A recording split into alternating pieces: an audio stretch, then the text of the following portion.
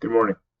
This video is geared to show you whether or not your Google account is linked to the virtual learning environment. When you sign into the virtual learning environment through the Windsor-Essex Catholic District School Board, you are landed on this general page with your courses to the right. I'd like you to scroll down and to look for the Access Google Apps option. If you can see the following applications, that means you've successfully linked your Google account to the virtual learning environment at one point in time. If you cannot see, for example, your mail, upcoming events, or Drive, that means you'll have to authorize the link and it'll prompt you to do so.